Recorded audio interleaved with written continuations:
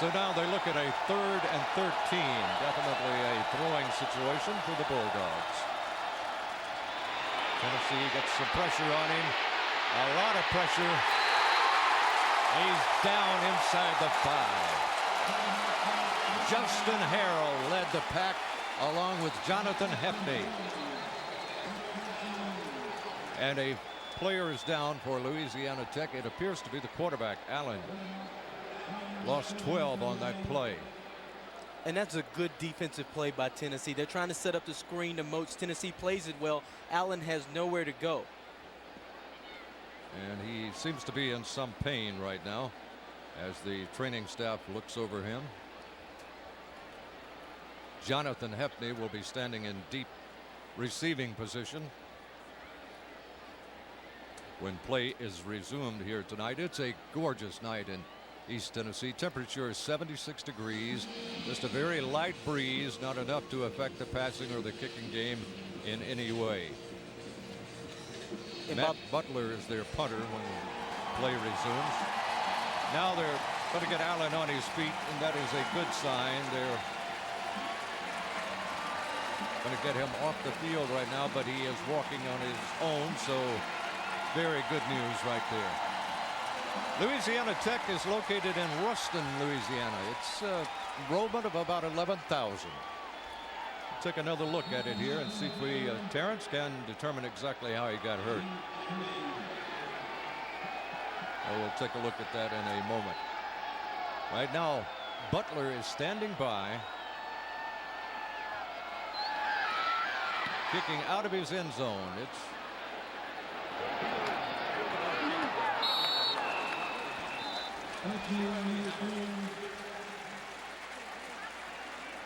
37 yards on the kick. Hefney does a good job of fielding the kick. He's a young returner. That's what you want him to do first and foremost. Tennessee gets great field position off of that punt.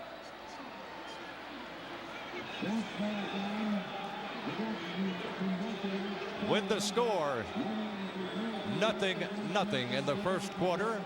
You're watching college football on CSS, your source for Southeast sports.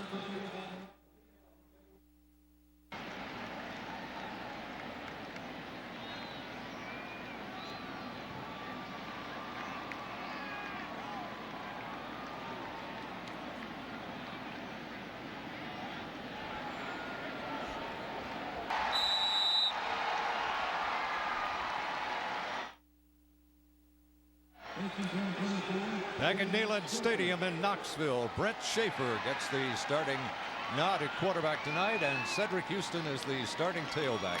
They give it to Cedric. He's got a hole at right guard and tackle, and he drives through down to about the 36-yard line.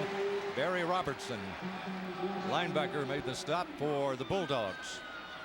Take a look at the Tennessee offensive lineup tonight. Munoz, Smith, Resford, Douglas, and Sears. They have been really outstanding. Schaefer, Cedric Houston, Corey Anderson at fullback, Jason Swain, Tony Brown starting here tonight at receiver. Schaefer may be changing the play. The line of scrimmage appears to be doing so. Drops back, wants to throw. A timing pattern down the sideline.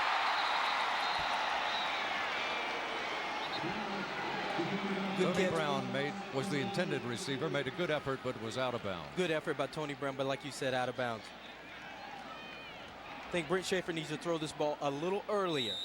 Throw it toward the back of Tony Brown's helmet, give him an opportunity to make the play.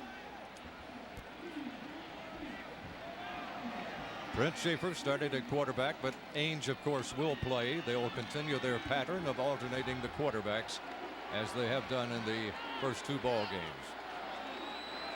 And that goes for the tailbacks as well. Tennessee going to have to call a timeout. The game clock winding down on them. Excuse me, play clock. Timeout.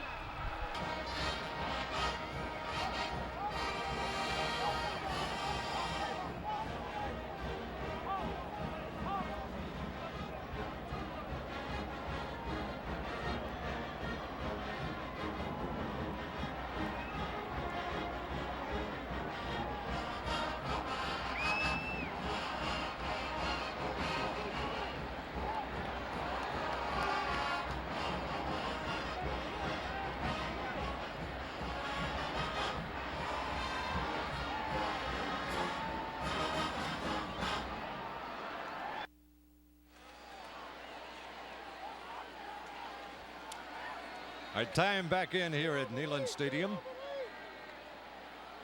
Tennessee and Louisiana Tech scoreless. We're in the first quarter early. Schaefer operating at quarterback. Cedric Houston remains at tailback. Two receivers set to the top of your screen, one to the bottom. And it's run all the way, and it's a disaster for Tennessee. Jamel Cage was not. Dustin Colquitt. And Corey Brazil is set to receive, standing on his 10-yard line. Tennessee wound up 4th and 16. And here's the punt. It is a mile high. Signaling for a fair catch and makes it right at the 10-yard line. 38-yard punt by Dustin Colquitt, who's, of course, one of the best in America. So Louisiana Tech now goes to work on offense after both teams failed to do anything in their first possession. Both wound up losing big yardage. And, you know, that was one of the questions after the big victory at Florida. Does Tennessee have a hangover from that ball game? Or did they come back in this ball game with a lot of life? And on their first drive, they seem not to be the same team.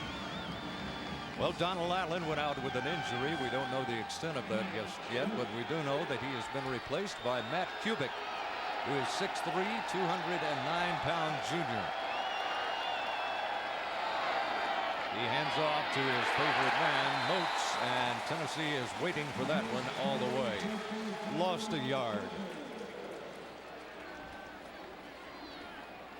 Louisiana Tech finds themselves in an unusual situation. Every year since 1996, they've had a quarterback throw for 4,000 yards in the season. This year they have quarterbacks, Bob, on the roster that starting the season had never thrown a pass in a ball game. The last two starters, they had Tim Rattay and Luke McCowan, who are both now in the NFL, of course. So it brings up now a second down and about 11 yards to go for a first. Kubik airs it out, and it is incomplete. Now a late flag comes in. Davis was the and across it.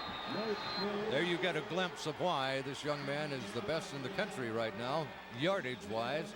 Jason Mitchell and Kevin Burnett, linebackers, made the stop. He got 16 yards on the carry. You know, there are big comparisons made to Barry Sanders with this kid's ability.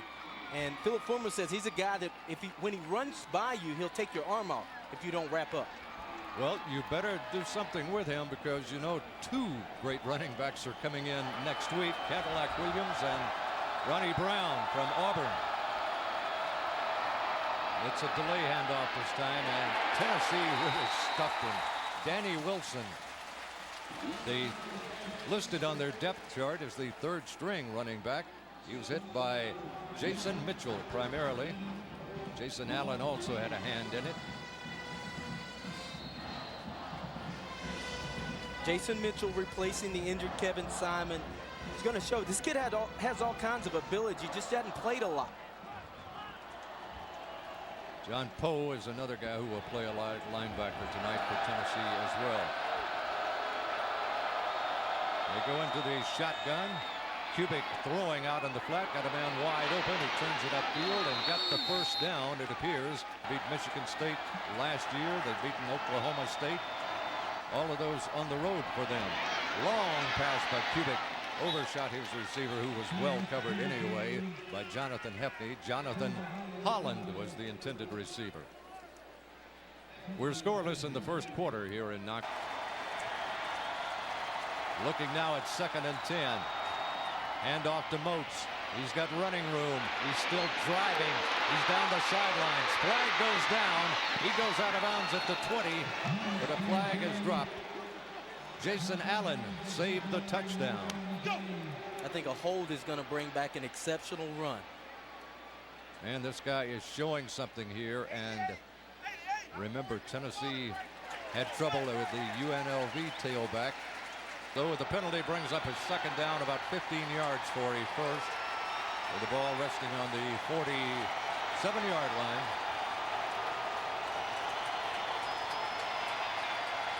Kubik is in the gun, and he is in trouble. Wow, great play by Jason Allen on a safety blitz. So Coach Chavis came up with a big defensive play that time, sending Allen on the blitz, and Allen, one of the best tacklers on the team, shows you why right here. And he's the free safety. He's going to come on a blitz, and basically he's unblocked. John Chavis likes to bring pressure. He hasn't been able to do it because he had such inexperienced players at cornerback, and Jonathan Wade and Jonathan Hefty. Well, he lost 11, so it brings us to a 3rd and 25 situation. Once again in the shotgun, they hand it off to Moats, and this time Tennessee racks him up as he steps into what was a hole for about a half of a second. Jason Mitchell closed it up. Justin Harrell also in on the tackle. The Tennessee holds. Got away with one right there, a holding call, or Louisiana Tech would have been in great position down at the 20-yard line. Hefney is deep. Matt Butler will be kicking for the Bulldogs. These two teams have met once before, and Tennessee won 50-0. Nice kick. Hefney signals for a fair catch and makes it at about the 21-yard line, and that's where the Tennessee Vols will take over on offense. No score here in Knoxville. Louisiana Tech and Tennessee, and we're in the first quarter with 7:49 remaining in this quarter. 0-0. All right, back to the action here. Schaefer remains at quarterback. Houston at tailback. That's Houston off the left side up to the 30-yard line. But he got about 9 on that one. Hamilton, linebacker, and Barry Robertson, the Mike linebacker, also in on the tackle. 7:30 with the clock ticking, first quarter. There's Cedric's numbers. Needs 21 yards to become 14th on the UT list with 1,800. Should get that. It's a 2 or 3 of it right here. Cedric Houston pile driving straight ahead. Tennessee offensive line, as we have commented on before, is playing really, really well. At least they have in the first 2 ball games. I think against Florida, it's as good an offensive line play in the first half, and for the most part in the second half, as I've seen in a long time. You know, and you talk to the coaches and they say, you know, we think the reason for that is these kids have played together. We're not substituting a lot of guys. They play together. They have a lot of experience, and I think Michael Munoz and Jason Respert are doing a good job of leading this group.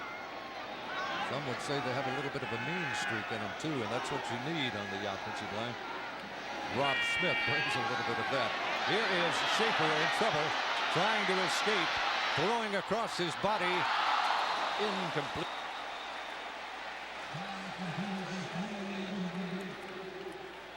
Brent Schaefer looking. Take a look.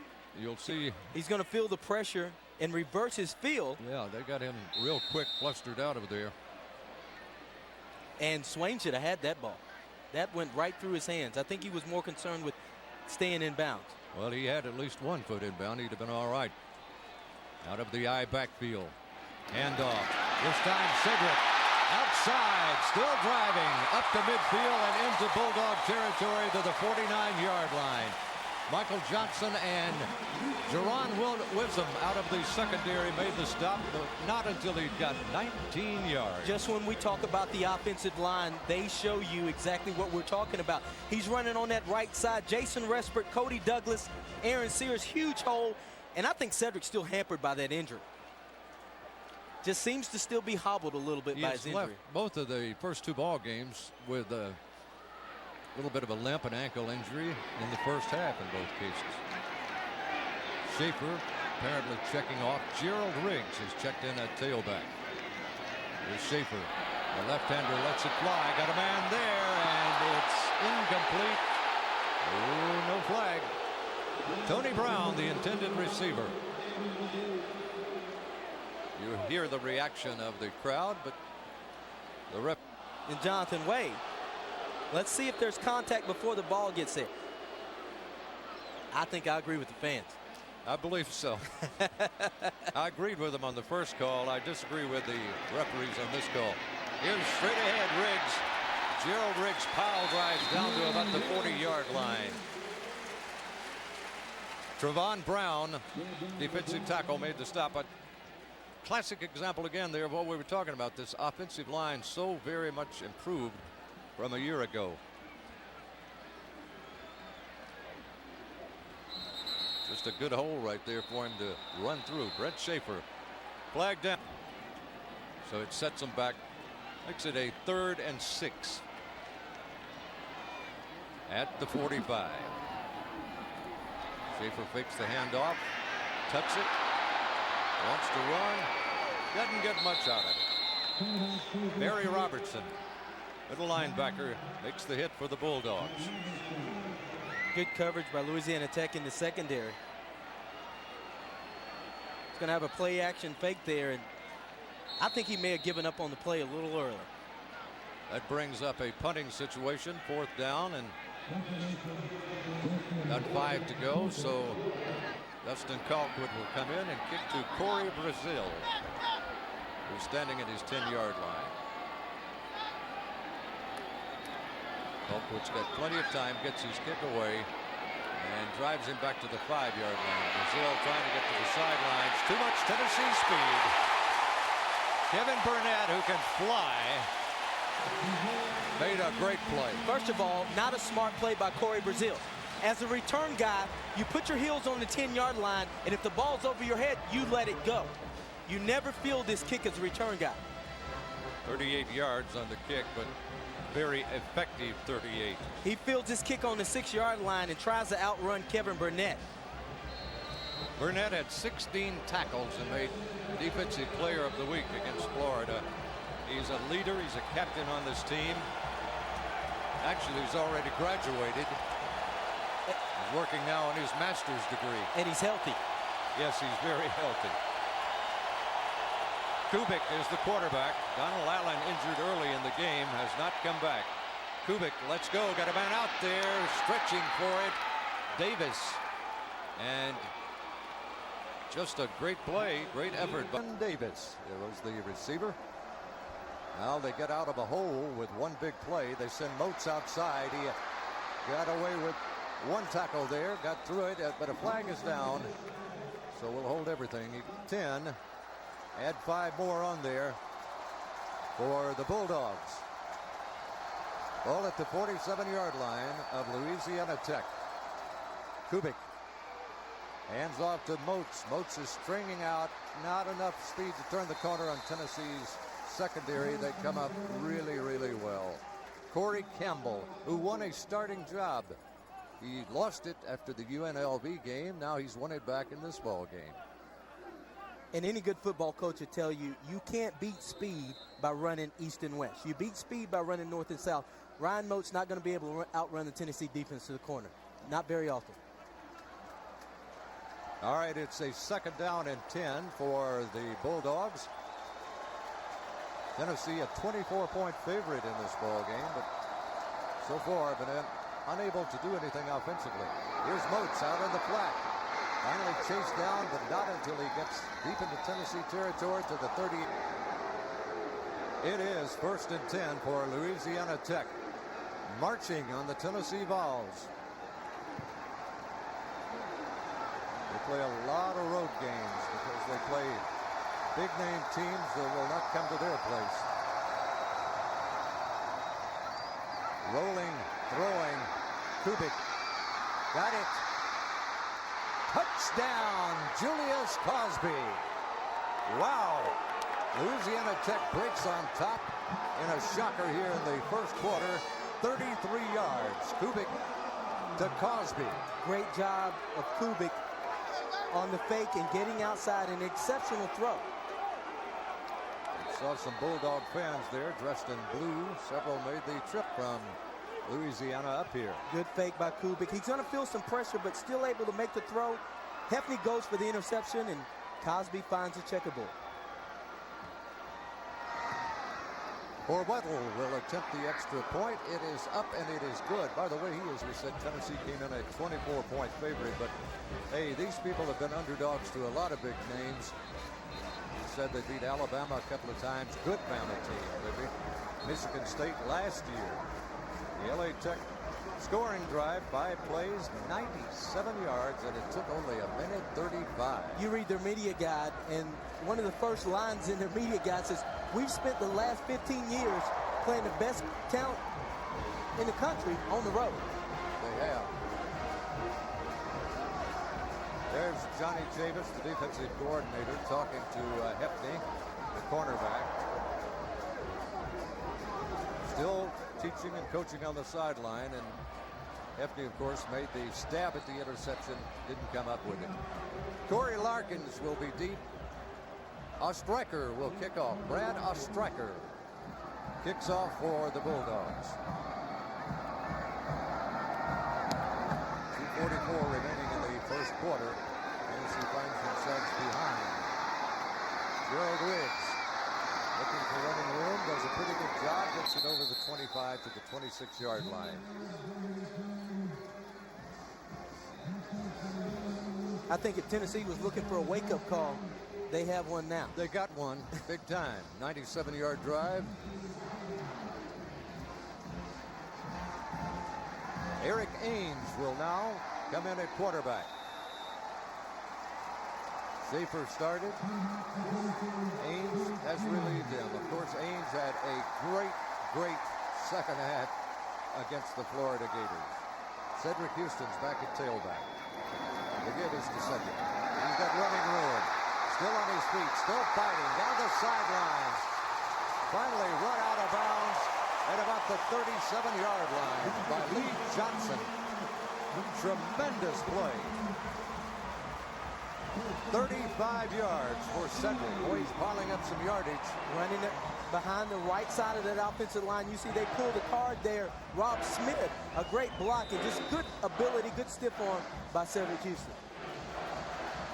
So first down and 10 to go. Tennessee trying to answer the Louisiana Tech score rather quickly, they hope. Here's a big hole again.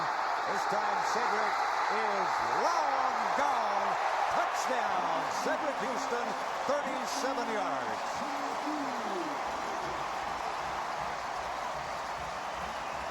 That was the same play, wasn't it? Same play.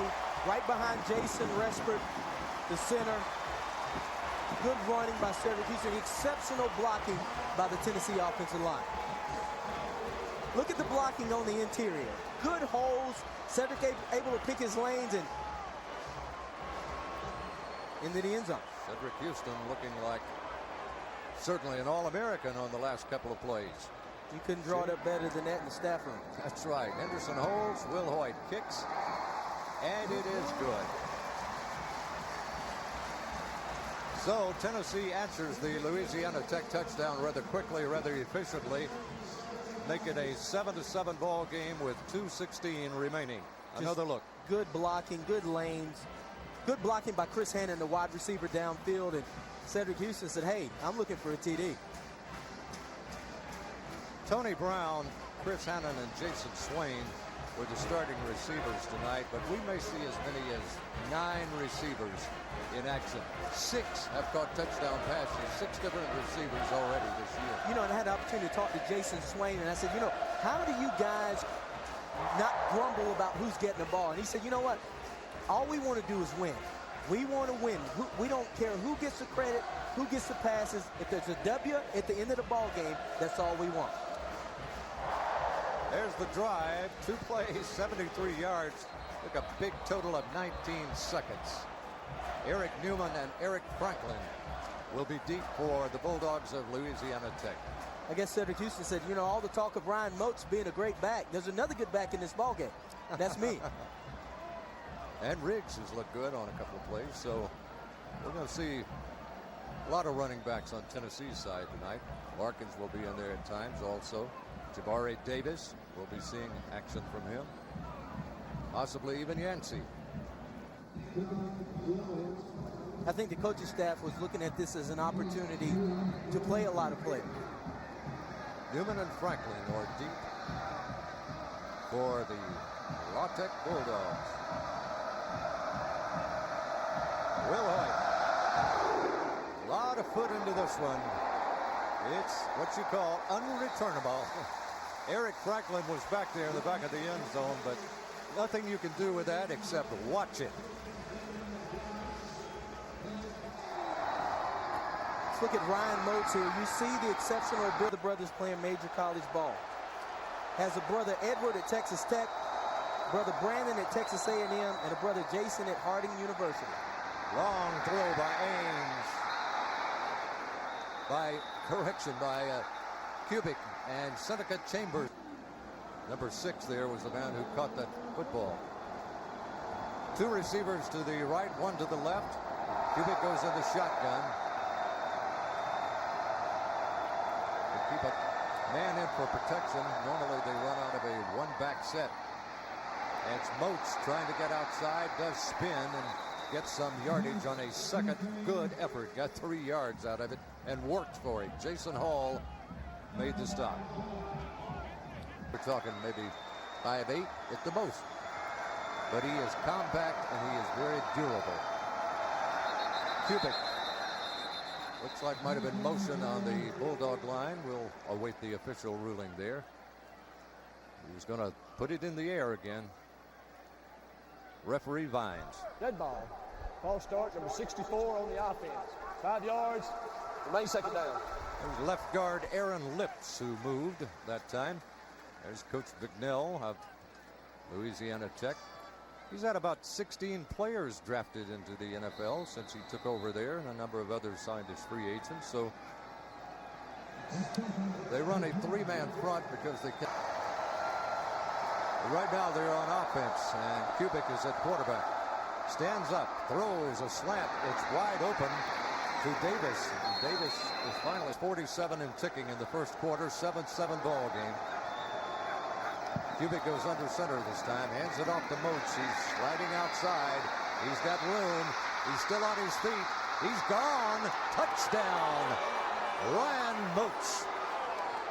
37 yards. Wow. Horwettel will attempt the extra point. Danny Horwettel, and it's up there, and it's good. And shocker, I guess you could say. Surprising, to say the least. Louisiana Tech leading by a score of 14-7. But Philip Fulmer said that game, by the way, will be a night game right here in Neyland. The kickoff into the end zone, and no return possible. Corey Larkins was back there. There's Coach Chavis doing some work with his defense.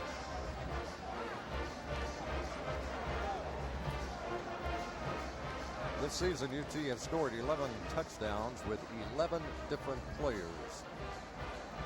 They need one right here.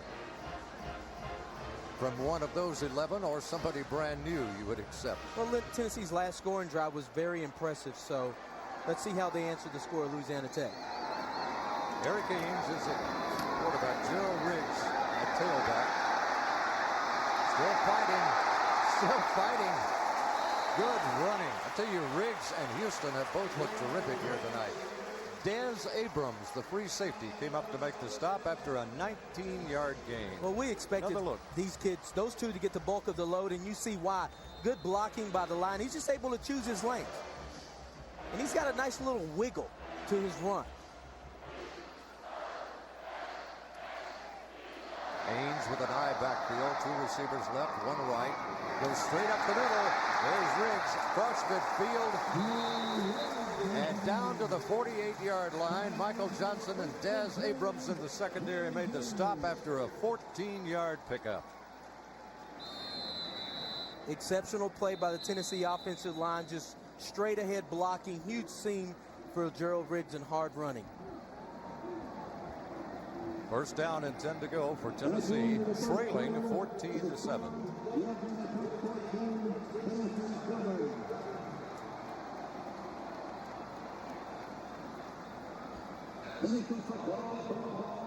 Eight football replays each week. Check out your favorite team and preview the competition. It's all on CSS. Ames hands off. Cedric Houston. Correction, Gerald Riggs. Gerald Riggs gets a little bit of yardage there. Number 31, Gerald Riggs, got 1 yard to be exact. Ball on the 47-yard line.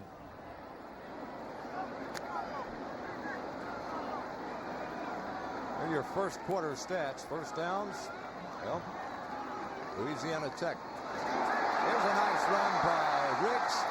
This time he gets a first down and more, down to about the 32-yard line. Gerald Riggs. 15 yards by Gerald. Good pickup by Riggs. I think this is one of those situations where Gerald fakes himself out. I think the lane is to the right and outside. Good blocking by the offensive line. You see the pull by Cody Douglas. And I think Gerald should take this to the right and outside, and he's still running. Tennessee first and 10, trailing 14-7, driving though with the football at the 32 of the Bulldogs. Haynes rolls, drops the pass off. It's caught. Down the sidelines goes Corey Anderson. A great, got a one-handed catch, stumbling when he caught it. Was not a very good throw by Eric Haynes, but an exceptional catch and recovery by Corey Anderson. It covered 15 yards. Take another look, and look at Anderson's effort here. Looks to be over his head at first. Brings it in with one hand. Big fullback, weighs 270 pounds. Big athletic fullback. He's a kid that didn't play football until his senior year in high school. Right here in Knoxville, Tennessee, Austin East High School, an exceptional player. We have a player down. I think he's the collision right there, and then maybe the hit in the back. Well, the initial contact by Corey Anderson, then another Tennessee player, and then his own player. I think 270-pound fullback is what caused the injury. The referee sets the ball and gets out of there. We're ready to play football. Auburn 1 week from tonight, right here in Neenah. That's a week away. Right now you worry about the Louisiana Tech Bulldogs if you're a Tennessee fan. Haynes maybe checking off, seems to be. And his eye backfield. Rolls, throws quickly. Little miscommunication with Tony Brown, perhaps. Brown and Haynes were not on the same page. I think that ball may have been tipped at the line of scrimmage by the Louisiana Tech defense. See if we can find it right here. Yeah, I think you're right. Looked like it was. It came out a little wobbly. So it's second down and 10 to go. See what Randy Sanders has called right here. He's done a great job in the first couple of ball games. Hands off. That's a good choice right there because Riggs is running extremely well. Young quarterbacks, a veteran offensive line, good running backs. Yards per play, both of them a little over 9. Haynes out of the shotgun, rolling, throwing, back of the end zone. Is it in? Yes, it is. Touchdown, C.J. Payton. 13 yards. It was close, but the referee right on top of it said yes. I think he was actually forced out by the Louisiana Tech defender. He does not land in bounds when he catches this ball, but I think the referee is going to say he didn't have an opportunity. Whoa, take it back. He did get 1 foot down. 1 foot down, he sure did. All right, now the extra point to tie it by James Wilhoit. Henderson holds, Miles snaps, the kick is up, and it is good. We're tied at 14. Very impressive drive. 13:01 remaining in the first half. 14-14 ball game. You're watching college football on CSS, your source for Southeast sports.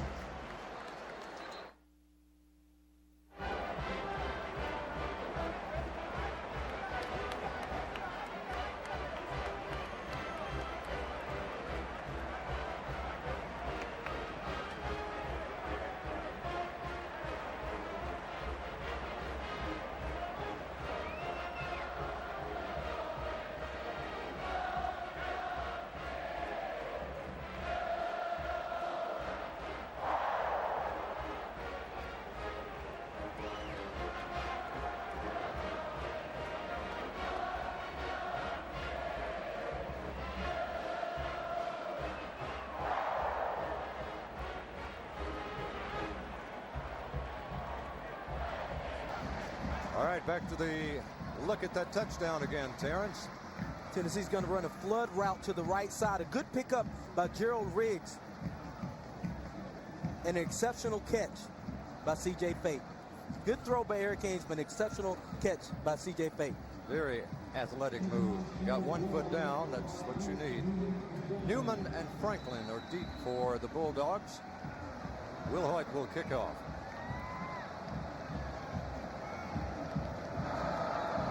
Minutes remaining in the first half.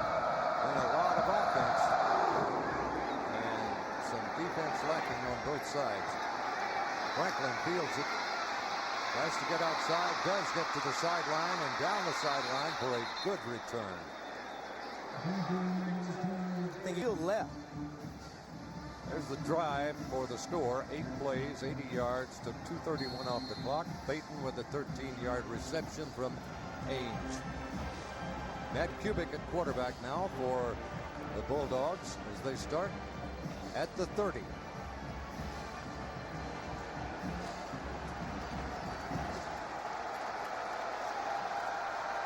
Kubik looked real good, real poised. Hands off to the big man, Moats. And he gets about 2 before Omar Gaither made it hit. Mitchell moved into the middle. Kubik stands, throws. Incomplete. Jonathan Holland had it in his hands, let it slip through, and he would have been right at the first down marker.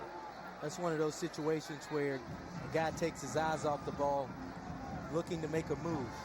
Look that ball all the way in, 2 hands on it, and then look for the marker. 14-14, 3rd down and 7 to go. We're still fairly early in the second quarter in this one. Kubik stands up in the shotgun. Got 3 receivers set to the left. Flags fly. Probably 12 now for Louisiana Tech.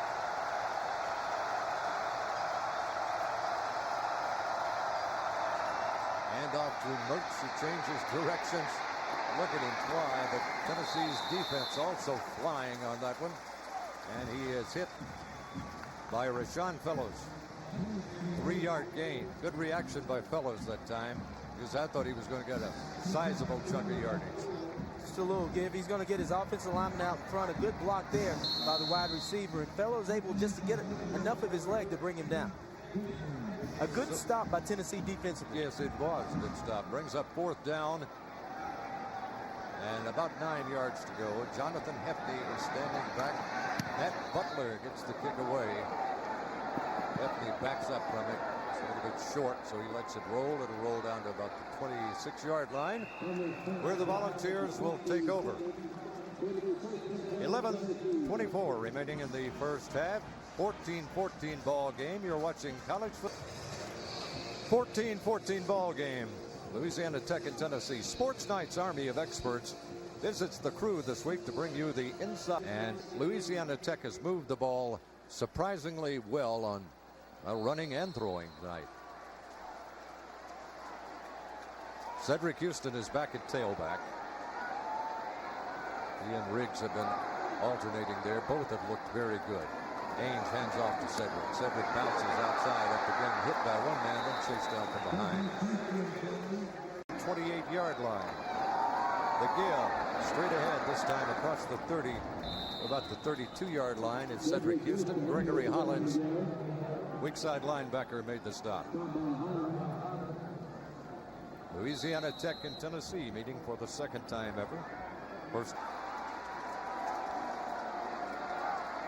But it's a different La Tech team in here tonight. Louisiana Tech looking very good. Straight ahead running this time and not much there. Cedric Houston, on this drive. Colquitt standing at his 20. Corey Brazil is in deep receiving position for the Bulldogs.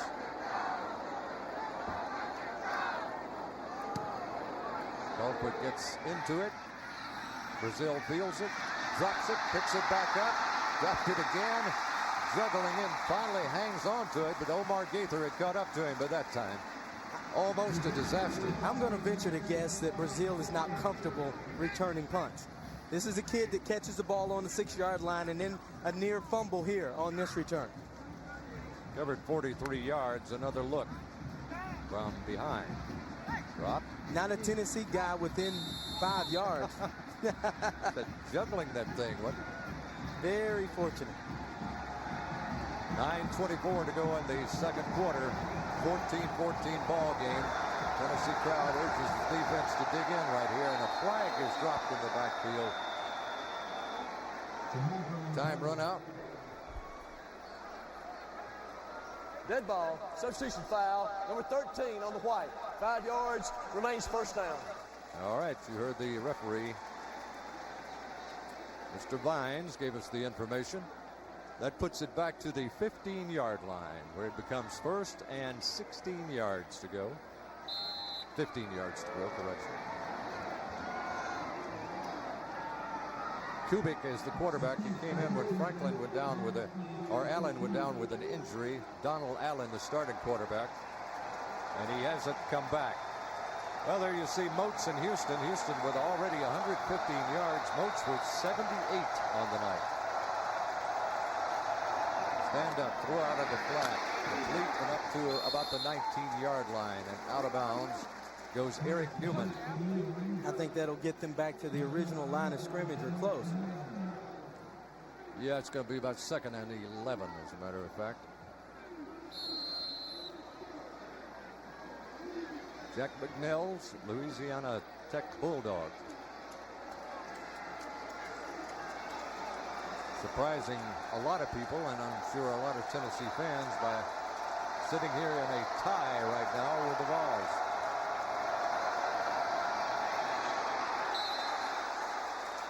Yep, kind of misfired on that one. Misfire, but a smart play by Kubik. Paris Harrelson is all over this screen. He throws this ball to Ryan Moats. It's going to be a disaster. Take a look at Harrelson. Harrelson smells screen, and Kubik sees Harrelson. Wisely throws it in the ground. Kubik got popped pretty good after he released it. 3rd down and 11. 9:11 to go in the first half. Tennessee's defense trying to charge itself up, I guess you could say right here. Feed off the crowd. The crowd's pleading for defense. Kubik goes into the shotgun. It's a big rush. Gets his pass away complete. Not enough for a first down, but a remarkable play anyway. Eric Newman was the receiver. I don't quite know how he got that pass away. Omar Gaither in there. And Carlton Neal goes airborne, applying the pressure. And Omar Gaither makes an exceptional play to bring the wide receiver down. Matt Butler will go into punt formation, so Tennessee's defense does hold at this time and should be in real good field position. Hefney is standing at his 35. Butler, experienced kicker, gets it away. Hefney backs up. It's a good kick and falls down. So it turns out to be a terrific play for Man Malone, all graduates of Louisiana Tech. Ames wants to throw, being pressured. Sidestep one man beautifully, completes it to Cedric Houston. He got some yardage out of it when it looked like it was going to be a disaster. John Nash made the hit, covered 6 yards, but could have easily been a loss. Ames showed a little mobility that time. Showed a lot of mobility and good athletic ability, staying in the pocket, avoiding the pressure, and finding his outlet, Cedric Houston. 7:50, clock ticking. We're in the first half. Here is Cedric Houston. Making a good gain up to about the 40-yard line. So it'll be first down and 10. Lee Johnson, free safety, who went out earlier, remember, with being shaken up on a tackle, but he's back in there. 8-yard carry. Cedric and Riggs both running extremely hard tonight. And a lot of people wanted Philip Fulmer to name a starter at tailback, and he said, you know what? We're going to play a lot of kids. We're going to keep fresh legs in, and it's working for us. We're going to continue to do it. Ames rolls and throws on the run. Got a man there. It is Brett Smith for a touchdown. Beautiful throw, beautiful catch. TD, Big Orange, 60 yards. Wow, Brett Smith made a great reception in the Florida game. He's a guy that's been banged up during his career at Tennessee. He's well now, and he is very, very good. Ames is on the roll, and he throws this ball on a rope on the run. Great concentration by Brett Smith. Pay dirt. So Tennessee finally takes the lead here at, well, with the extra point, it should be 21-14, but we don't count extra points anymore until they go through, and that one did go through. Tennessee 21, Louisiana Tech 14. You're watching college football on CSS, your source for Southeast sports.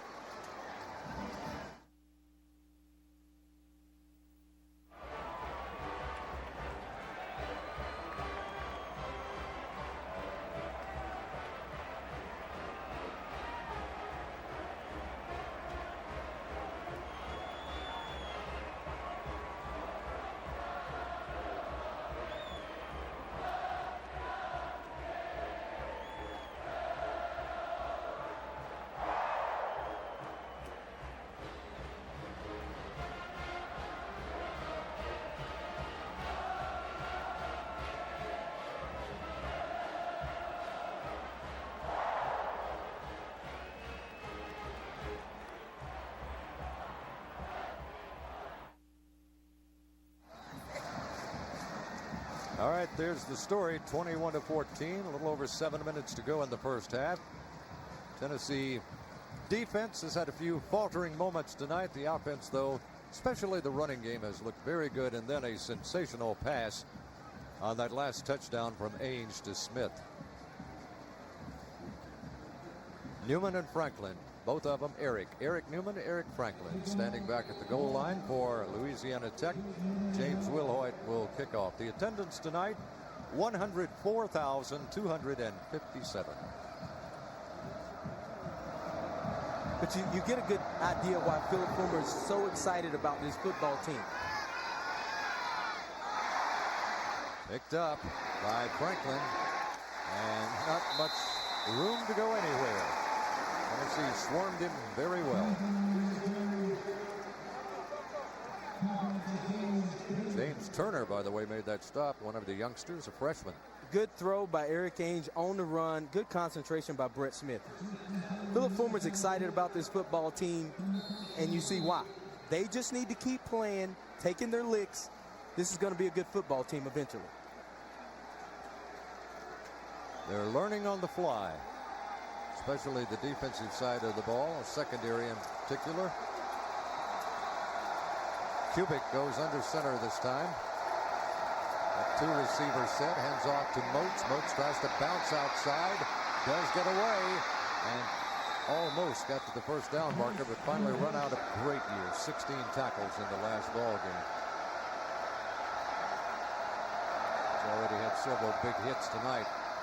And Moats tries to change direction, and Tennessee all over him. Omar Gaither would not go for the fake that time, and Omar got in there and made the stop. 6'2", 225 junior. Good job of Tennessee of not over pursuing, not allowing him to find the cutback lane. A lot of times with the fast defense, they like to over pursue. Tennessee does a good job of staying in the lanes, waiting on the cutback. All right, here comes a 3rd down and 1. Vols try to dig in and force a punt. La Tech wants to keep it going. And quarterback's going to roll out and try to do it on his own. He did not make it. Omar Gaither once again made the stop short of the first down. So give big Omar Gaither a couple of stars for his last 2 plays here. Good play by Omar Gaither, but Matt Kubik can pick up this first down. He gets to the marker and decides to pull up. Good play fake there. He's out. His tight end is an option. Jason Allen takes that away, and right there, you just put your head down and pick up the first down. Too hesitant. He came up a yard short, 4th down and 1. So Matt Butler goes into punt formation. Jonathan Hefney back to receive. Hefney's an exciting player. He broke one for a touchdown, but it was called back on a holding call in the first game against UNLV. Good kick. He gets away from it, lets it roll, and it turns out to be a great punt all the way down to. And a Tech offense. Head coach Philip Fulmer has led the Tennessee Volunteers to a bowl game all 12 years of his tenure. One of only 2 coaches in history to do so. Ken Fulmer and the. Here's Ames firing long. Got him. Jason Swain all the way into Louisiana territory. Tremendous catch by Swain. Great throw by Ames. Jason Swain against Derek Farrell. Man coverage. He swims inside and runs right by him. Great throw by Eric Ames, right on the money. Never broke stride. Perfect. 42 yards. Ball at the 34-yard line. They go straight ahead. Or maybe a yard. That's about it. Gerald Riggs in now at tailback. He and Houston alternating there. Trevon Brown from defensive tackle made the stop. Auburn Tigers come in next week. Tennessee's first 4 games at home this year. Schedule in that aspect falling favorably for them. Some big road games, though, still to go to Georgia and South Carolina. Then you get big teams like Alabama, Notre Dame coming in here. Hand off to Riggs. A little bit of yardage that time for Gerald, and he's put his head down and really got it on his own. Wendell Crow made the hit after he got about 5 yards. Tennessee been very successful throwing the ball down the field, and part of that reason is that Louisiana Tech has a new starting secondary. None of these guys played for them last year. So they're a lot like Tennessee in the secondary. A lot of inexperience. Brings up a 3rd and 5 for Ames and company.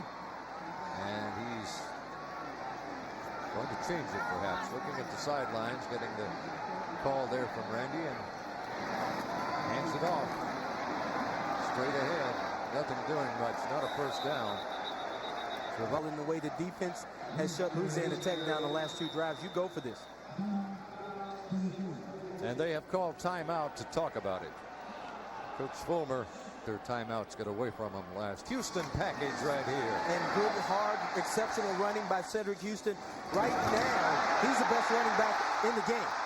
Great blocking by the offensive line, but a good job of Cedric Houston of choosing his holes and finding the lane. Took that one to the house. 21-14. There's Houston again, and showing you, hey, when he's healthy and well, he's a terrific running back. And all the coaches will echo that, but the thing about it is he always has a nagging injury. He's had that since he's been at Tennessee. Well, Tennessee decides to go for the field goal. It'll be a 44-yard effort.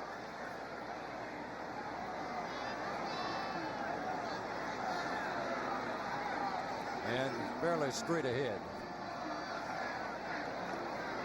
Referee's trying to sort something out down there. They're satisfied. Let's play football.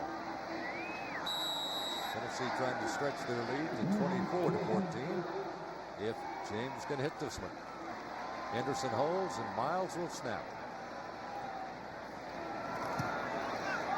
Got a foot into it, and Matt Kubik, the quarterback, fakes to his tailback, wants to throw long. Nobody open. Guy with his cap on backwards there is. You talk about throwing the ball on a rope.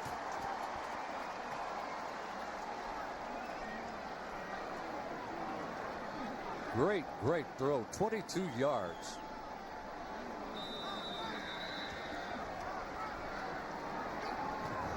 Ames got a little pressure, dumps it off. Corey Anderson is fullback, and he gets some yardage. Not enough for a first, but positive yardage anyway. Wendell Crow, strong side linebacker, made the stop for the Bulldogs. Change in a hurry-up situation. You're right. Tennessee goes to the hurry-up offense. 33 seconds and running. Gives it off to Cedric Houston. He's going to go all the way. Touchdown, Cedric Houston. A great goal and a great run. Everybody expecting pass. Everybody in the stadium, including me, expecting pass. And Randy Sanders makes a great call. Good blocking by the offensive line. Good hard running by Cedric Houston. Look at the hole. You and I can go through there holding hands. Hannon with a great block. Good blocking downfield by the wide receiver. Touchdown, Cedric Houston. You know, you and I talked about maybe in this game there would be a Tennessee running back that separates from the pack. Maybe he's seeing it. I think Cedric is sending a message. Wilhart's point after is good. And Tennessee, with 21 seconds to go, takes the lead 28-14. They needed that score because Louisiana Tech had been in a position to get a first down, remember, just prior to that. Didn't, but had they would have still been marching with the football. So the defense comes up big, and then the offense comes up big. That block by Chris Hannon puts Cedric Houston in the end zone.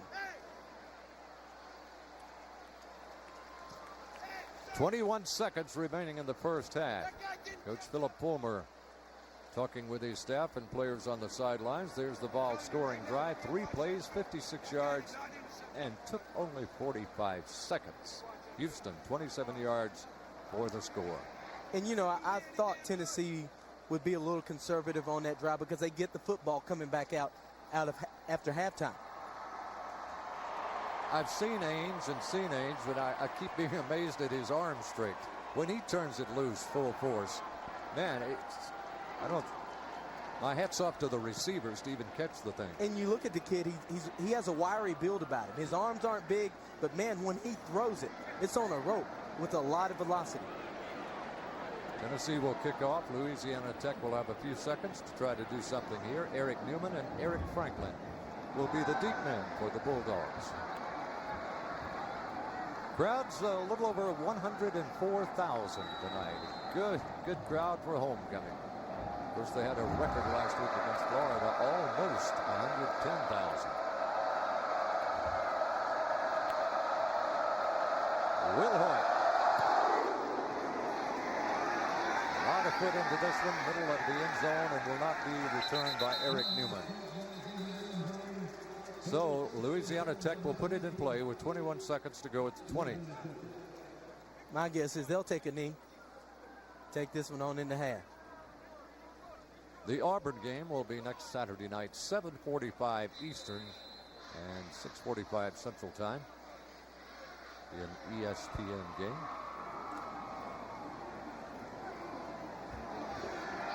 All right, let's see how they play it right here. Yeah, they're going to just sit on this one. They're not going to take a chance at turning it over.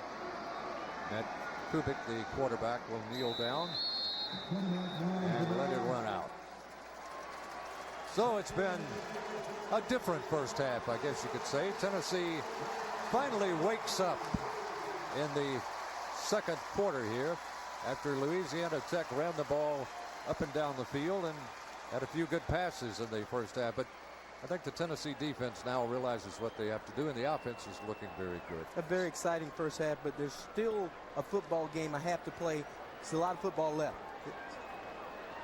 Tennessee leads 28-14. You're watching college football on CSS, your source for Southeast sports.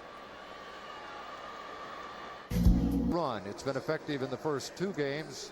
It's been effective in this 3rd game. And we'll talk more about that in the course of the second half. But Tennessee is holding the lead 28-14. Prior to the game tonight, the University of Tennessee student athletes who participated well in the Olympics, they were honored. Let's take a look. This past summer, the eyes of the world turned to Athens, Greece, of the world's top athletes gather to compete and distinguish themselves as the best in the world. Among those competitors were 7 University of Tennessee student athletes representing 4 nations.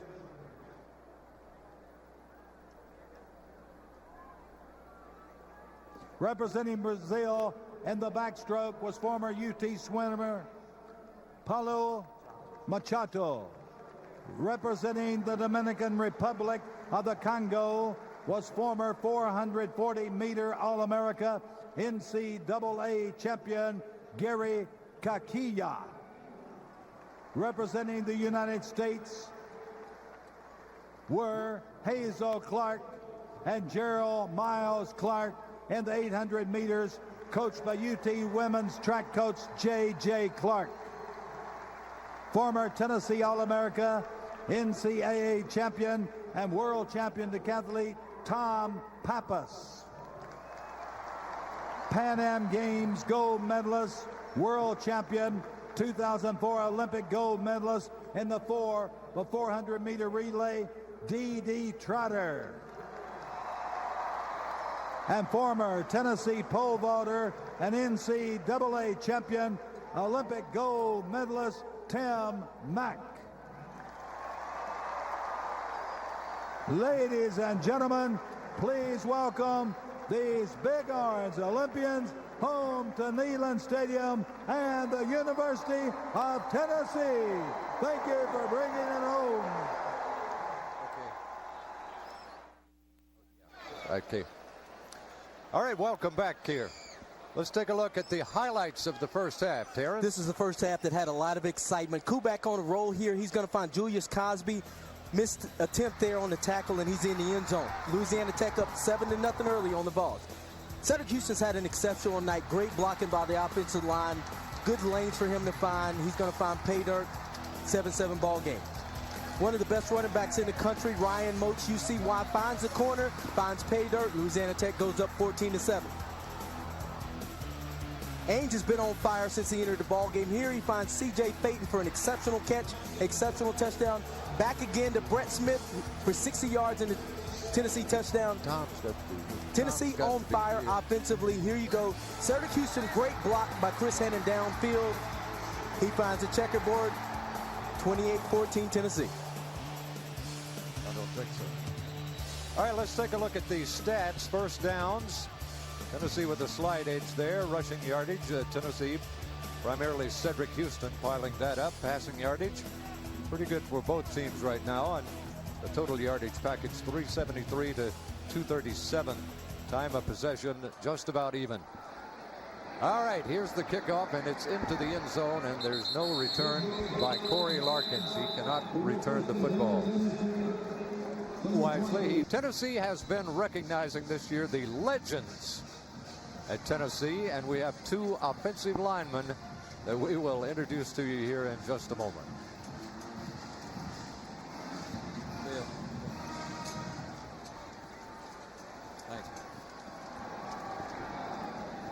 All right, here's Ainge rolling back. Stumbling, gets a pass off, almost complete under duress, shall we say. All right, we want to introduce to you right here a couple of legends at the University of Tennessee. Offensive linemen, big boys right here. Well, one played, Charlie Rosenfelder played in the 60s at 220 pounds. I believe he was the biggest man on the team, too, weren't you, Charlie? Not quite, Bob. It was Bob Johnson. He was about 228. If you were over 230, you were put on the fat man's table, so we had to stay on the 230. And next to me is Bill Mayo, who played in the 1980s. We'll talk with him here in a few minutes. Long throw. We're going to have interference. Chris Hammond was the intended receiver, flagged down at the 45-yard line. Bill, your son is now a member of the University of Tennessee, so the tradition is going to continue, huh? It really is. It's really exciting for my wife and I, Lisa. We're extremely proud of Cameron, and it started, I guess, last February when he signed here, and it's just been a neat experience for us to have him on the sidelines. To see him run through the tee against UNLV was really exciting. He's redshirting this year, but he's been dressing for the game, so that's really been a neat experience for our family. Redshirting is the ideal situation for an offensive lineman. You didn't have that luxury, though, did you? You had to play immediately. No, I didn't. Tennessee was very thin in the offensive line when we got here, and I ended up having to start the first game as a freshman, and it was a tough learning experience and a big learning curve for me, and I'm very glad that Cam has the luxury of being able to redshirt this year. Charlie, you were here at a time when Tennessee football needed to be sort of resurrected, get it back to where it belonged, and you and your teammates did that. That's right, Bob. We were the first recruitment class with Doug Dickey's, and that's one reason why I decided to come to UT was I felt like he was going to bring Tennessee back to where everybody expected it to be. Pass is incomplete. Intended for Chris Hannon, who couldn't hold on. So it brings up a 4th down and 10 situation for the Vols, unable to move the football. As you two guys watch the game and you watch the offensive line play, besides the size of the players, what's the biggest difference you've noticed in the play of the offensive line? Well, Bill and I were talking earlier. First of all, we did a lot of scramble blocking, and that's where you hit your guy and you would stay with him. And then the secondly is pass protecting. We couldn't use our hands. We really had to grab a jersey to keep having illegal use of hands. So tremendous difference from that standpoint. Now, I was in the area when you could use your hands, but to me the biggest difference is in the run blocking. I think everything's a lot higher now, a lot more zone blocking, a lot more combination blocks between the offensive line, and that was just beginning to develop in the early 80s when I was playing. Corey Brazil fielding the punt, and Jason Allen made. Good to see Cam down there on the sideline. Yeah. Paying attention, ready to go. Good-looking youngster. Well, I know both of you have looked at this offensive line. It looks to me like it's a lot better than it was last year. Do you agree? This is a great night to have two offensive linemen here when you have 200 yards rushing in the first half. 200 yards is a magic number for a football team rushing, and for them to get it in the first half of the game is unbelievable. And I have been so impressed with the way our offensive lines played in the first 3 ball games. They have been outstanding. I think another thing that's interesting, in '67, our line was together for 2 years. And here you got 5, people that haven't really been together maybe for spring practices coming in, and they're being such a cohesive group and working together. It's really, really encouraging to see how they're working together. 2 Tennessee legends in the press box with us here, Bill Mayo and Charlie Rosenfelder from the 60s and from the 80s. Charlie, who are some of the players, who were some of the stars your senior year on that team? Well, we had Richmond Flyers, who was our wingback. Richard Pickens was a fullback. We, of course, Bubba White was a quarterback that came in that year. Very fortunate he didn't get hurt during the season. He was both knees, right? We were just waiting any time for him to go out. Like I say, it was just Neil McMeans, Dick Williams, Nick Showalter, people on the defense there that had an outstanding year. Kubik rolls to his left, throws across his body and completes it. Knocked out of bounds at the 40 to go for Louisiana Tech, trailing Tennessee 28-14. Deep handoff this time, and Tennessee pursues it pretty well, but he does get to the corner, and it's going to go in the 3rd quarter. We're early in the 2nd half, moving with the football. Tennessee unable to do so in their first possession. Kubik wants to throw, intercepted at the 40-yard line. Great reaction by Kevin Burnett. There he is, the linebacker who has such a great game against Florida, has come back and had another super game tonight. So big turnover for Tennessee here as they receive the interception. Look again. Kevin going to drop back in coverage and read the quarterback's eye, steps right in the pass lane of the ball, and Kubik knows he's made a mistake. Bill, who were some of the players in the 80s, some of the names people will recognize that were playing with you at that time? Certainly Reggie White, Willie Galt, Alan Cockrell was our quarterback. One of the guys that me and our fellow offensive linemen take pride in is Johnny Jones. He was Tennessee's first 1,000-yard rusher in 1983, and Coach Fulmer gave us all the linemen that year of football with Johnny Jones and our name and number in the 1,000-yard season on there. That was pretty exciting for us as linemen. Cedric Houston carries. T.J. Jackson made the stop after a short gain. It becomes 2nd down and 8. 2-yard gain.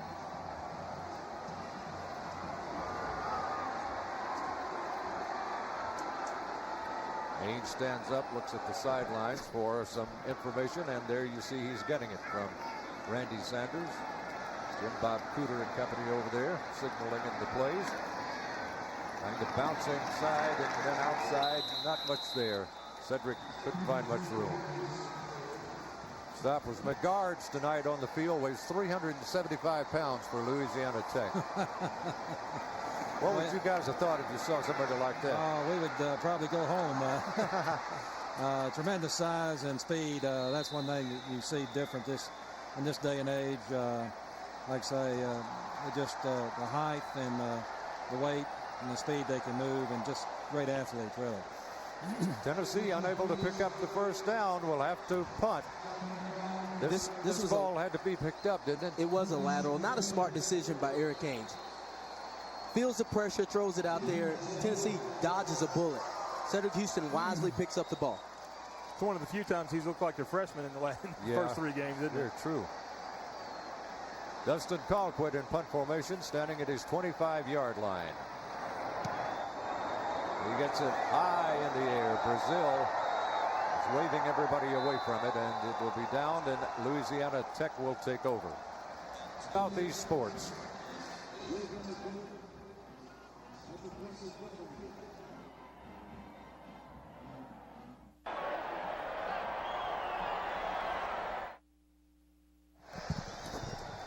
All right, back in the locker room, being the camaraderie you have with your teammates, and the times after practice, and certainly the games were fantastic.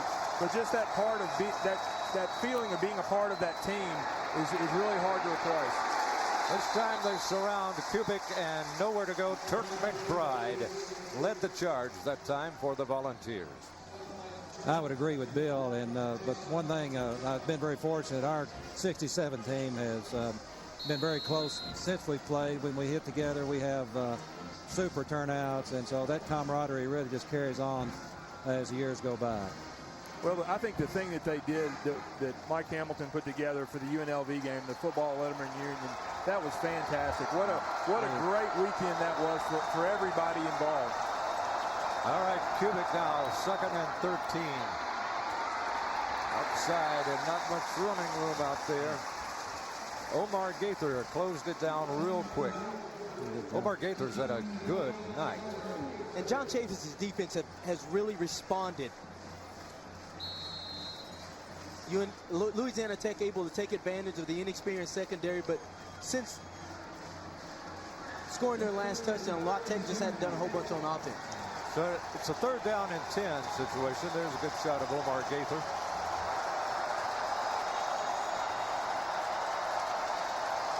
Going into the shotgun this time for Kubik. Pass all the way. Whistle, though, and it stops the play. Then 3-star running backs. Wow. I don't think you'll get any argument from this group on that one. I've forgotten that statement, and I just chuckled when I heard it this week. One good blocker over 3 running backs. All right, it is a 3rd down and 16. Kubik being chased, fires, got it up short of a first down, though, well short. Knocked out of bounds at about the 28-yard line. Good pressure. Eric Franklin. Good pressure being applied by Justin Harrell, and a good close and tackle by Omar Gaither. Once again, Omar Gaither has been all over the place here. So Louisiana Tech will have to punt it now. It'll be Matt Butler kicking to Hefney. Jonathan Hefney, who stands back at about his 32-yard line. Still looking for Hefney to break a big one. Hasn't had a chance tonight, though. I think we all know the ability is there. He returned 4 in one game at Hargrave Military. Nowhere to go here. They'll fumble the football. Lucky to get it back, if indeed he did. I think he did. If you were on the regular starting crew, you were pretty much on the same special teams, whereas today you have more guys that are individually special teams coming in. And so ball on the 37-yard line. Tennessee 1st and 10. Riggs is in at tailback now. 2 receivers, 1 on each side. Haynes fires, got his man across midfield and down to the 49-yard line. A rocket throw, 14 yards to Brett Smith. Brett Smith getting back in the flow of things this year and looking awfully good. That seems to be a good combination. Air gains to Brett Smith seems to always come up with a big play. Still pretty early in the second half. 9:27 to go in the third quarter. Keep a drive alive here. He's got a receiver set on each side. Rolls back and looks and fires way over the head of the intended receiver, Brett Smith, who was pretty well covered anyway. Sent in his play. And let's see what Eric Ains out of the gun can do with it this time. It's two backs in for protection. Drops it off. Nice play. This picks up positive yardage and a first down across the 40 to about the 38, 37-yard line. Gerald Riggs. Nice call by Randy Sanders on the screen, and this is set up perfectly for Gerald Riggs. You've got Jason Respert out in front of you. 14 yards on the pickup. Another look. Good job of Eric Ainge of holding the defensive line. Good setup. Respert out front. I like the play call. Rob Smith got a big block too, number 52. Well, he's having a good year too. They say he brings an attitude to this offensive line. High backfield, and Ains gives it off to his tailback. Big hole. Riggs down across the 30. And down to about the 27-yard line.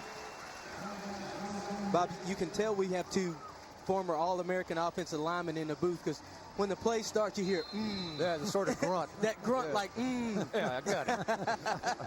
It's good to see those blocks, I tell you. Charlie Rosenfelder and Bill Mayo visiting with us, two Tennessee legends. Legends honored every home game here this year. Ains with a deep handoff and nothing much developing there, although Riggs tried to make something out of it. T.J. Jackson made the stop. I tell you, Coach Trooper Taylor has made a big difference too this year in that running game.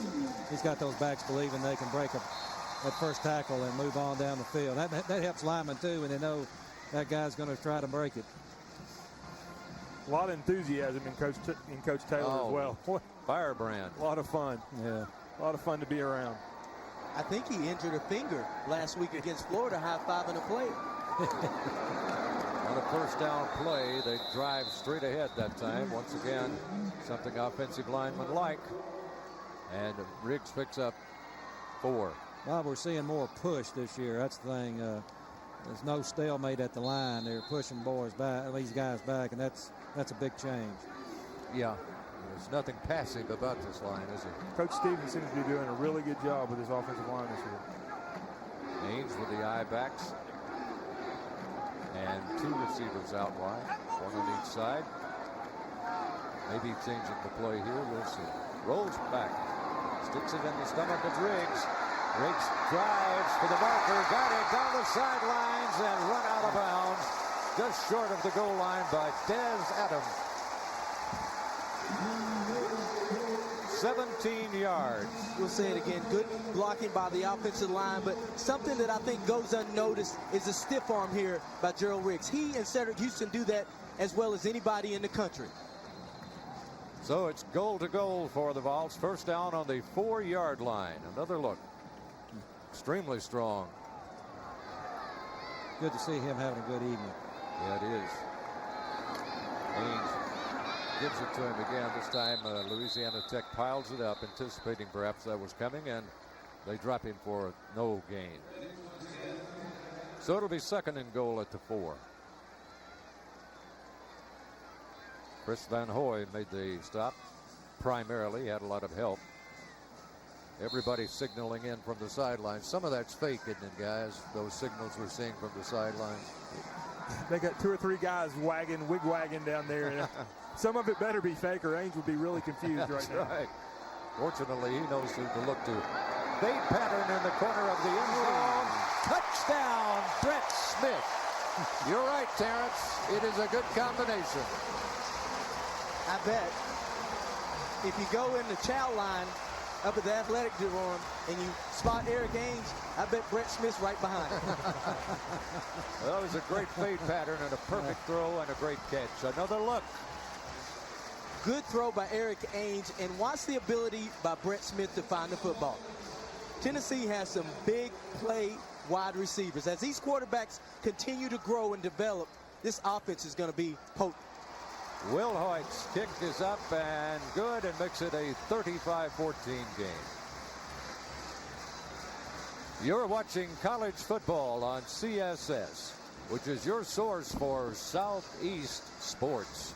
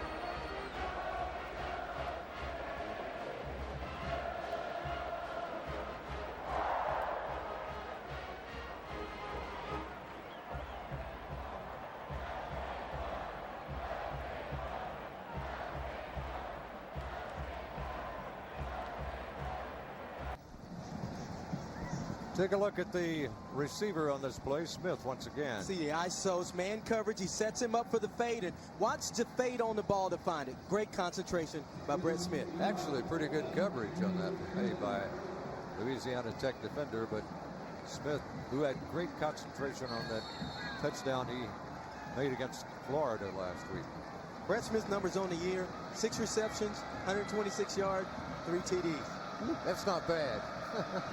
Pretty good. Will Hoyt kicks off, and he kicks it right to the goal line, taken by Eric Newman. Newman is hit, gets away from one man, gets away from another, still fighting, and finally got all the way up to the 32-yard line before he is Saturday night. Kubik gives off to his tailback, who's hitting the backfield most, but once again he strings it out, but Tennessee does a good job this time. Jason Allen would not let him get to the corner and turn upfield. -5, as a matter of fact, on that play. Charlie, what's your career right now? Fill the folks in on what you're doing. Well, I'm currently with Rogers Southeastern Lubricants, which is a division of years, and they've been in the distributor business. Well, great. Kubik puts his tight end in motion, fakes to his tailback and rolls and throws, just barely got it away, and it is complete to Davis. I'm in medical sales for a company for BOC gases. I call on hospital customers in Knoxville, Chattanooga, and Atlanta and Birmingham area, and also trying to keep up. My wife Lisa and I have two other children at home, Whitney, who's 17, and Hannah, who's 15, so trying to keep up with them as well. The athletes? They certainly are. My 17-year-old daughter Whitney is an excellent basketball player and is being recruited and will hopefully have a chance to play at a college basketball. And then the youngest one, Hannah, plays basketball and softball and does an excellent job there as well. All right, it's third down, about 7 to go. Pressure on the quarterback. He got his throw away. It is incomplete. It is complete. He's still driving with the football. I thought he stepped out of bounds, but it is completed pass. And Davis did let's hold everything. Jonathan Hefney's in great position to make a play on this ball. He's running stride for stride with the wide receiver down the left side of the field. 11-yard line. What's really bad with this new rule, not only do you get beat and get a penalty, they call your number out. Yeah. For everybody to hear. Kubik hands off to Moats. Moats is in trouble and finally is dropped for a loss. You know, Bill, you bring up a good point. I actually like the rule. I spent a 2nd and 12 now for Louisiana Tech.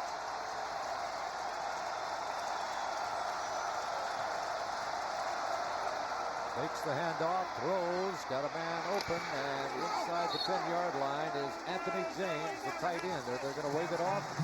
They waved it off. He struggled with the reception, never had control of it.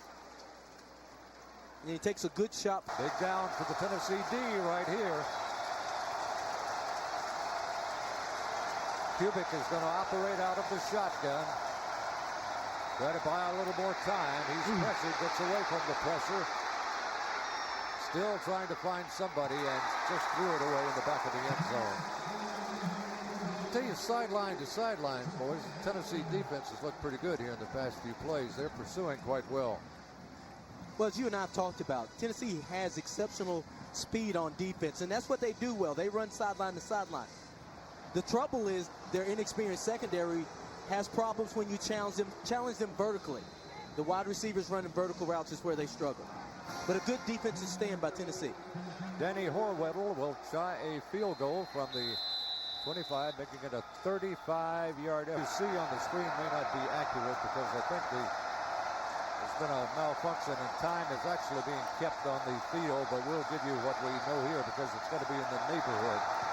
Here's Horwedel's kick is up, and it is good. So the Oak Ridge native hits a 30-yard field goal and makes it a 35-17 ball game. I understand why he would go to Louisiana Tech. The kicking situation around here is in pretty good hands right now. It sure is. I'll tell you what, watching Dustin Colquitt when he punts a ball is unbelievable the way that ball goes up and turns over. I'd hate to be on the other end trying to catch that thing. Visiting with Bill Mayo and Charlie Rosenfelder, a couple of Tennessee football legends. Tennessee leads 35-17. You're watching college football on CSS, your source for Southeast sports.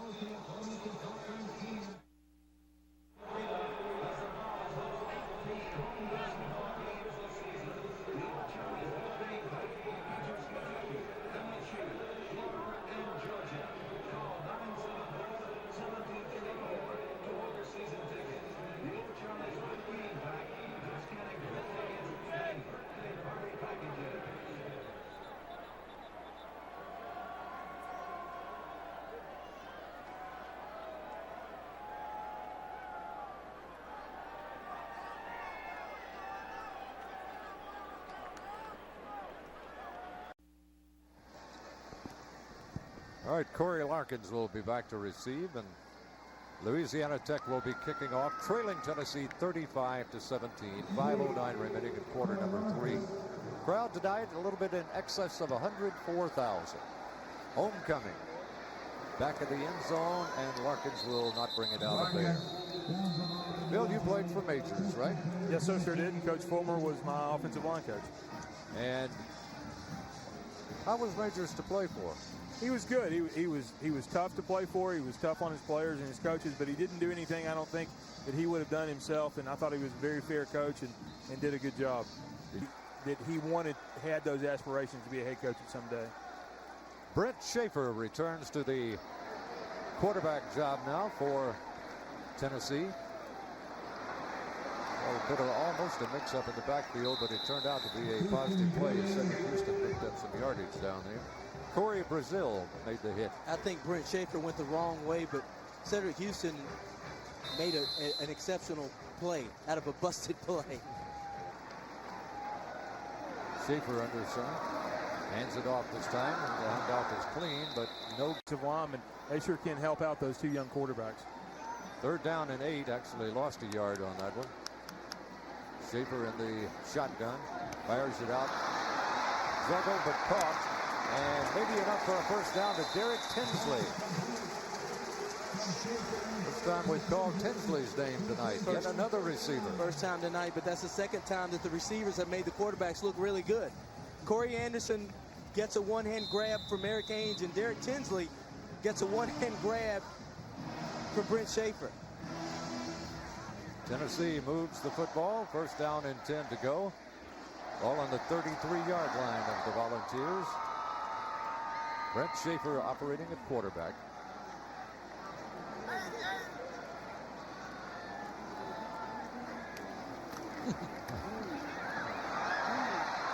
Dancing around, trying to make something out of nothing is Schaefer, and finally gets driven to the ground on the sidelines by Corey Brazil. To be honest, you sell more popcorn? Good point. I didn't think about that. There you go. And if you're from behind, playing from behind, you just play a little longer, you know. Here is Chris Hammond outside. He's gone. Down the sidelines. and finally got caught, but what a great play. Lee Johnson caught up with him. Chris Hammond, who is a burner. One of the local writers here at the beginning of the season played some word association with some of the Tennessee players, and he said, Speed Demon. And the first name that came to mind was Chris Hannon. Surprised me. I would think Corey Larkins, Jonathan Wade, but Chris Hannon is probably one of the fastest players on this football team. Got 38 yards on the reverse. Remember, they tried to reverse against Florida and it fumbled on that one, so they wanted to come back and see if they could really do it this time, and they did. Schaefer hands off to his tailback, and Cedric Houston gets a couple of yards down to about the 25. Let's take another look, Terrence, at that reverse. Good blocking, good job of sealing the corner, and Chris Hannon just going to outrun everything. Got him with the shoulder pad. We're somewhere late in the third quarter, we know that. Tennessee leading 35-17 and driving with the football. 2nd and 6 right here for Brett Schaefer. Stands up, fires. Got it. Touchdown, Tennessee. 24-yard strike. What a great throw and catch that time. Robert Meacham. You know what, Bob, Bill, Charlie? I gave everybody credit for having experience and taking care of the wide receivers. I mean, taking care of the quarterback, except for the wide receivers. I'm a former wide receiver. I know that. A lot of talent at the wide receiver position also. You know, just pick your poison. Who do you want to throw to? I thought Randy Sanders made a great point about the problems we'd had in the running game the last couple of years. He said that the receivers weren't there that could demand double coverage. Now we've got those guys, and all of a sudden it's opened the running game up and the passing game now. This is a better catch than throw, perhaps, but just great maneuvering there. And this is the same group of wide receivers that grew up last year or tried to grow up with Casey Clausen. Now you see the potential that they were talking about last year. Good for Schaefer to get a touchdown right there. I know that makes him feel a lot better. Tennessee with the extra point by Will Hoyt runs out 42-17. I know a lot of people would like for Philip Fulmer to make a decision on who his quarterback's going to be. I agree with what he's doing. I think you continue to play both of these guys. The SEC tough football, you never know what's going to happen. The more you play these guys, the better off your football team's going to be. Besides, coaches are superstitious. If it's working, don't change it, right? You know, Absolutely. Coach Fulmer's done an outstanding job of managing the two quarterback situation. Of course, he had that with Peyton Manning and Brandon Stewart here several years back, and so it makes it interesting to see how things go there. Guys, I think the clock is working now. 1:41 is what it's showing, and we're told that it is back to being functional now. By the way, how you like Meacham's numbers? 2 catches on the year, 2 touchdowns. all he does is score touchdowns. Chris Carter. There you go.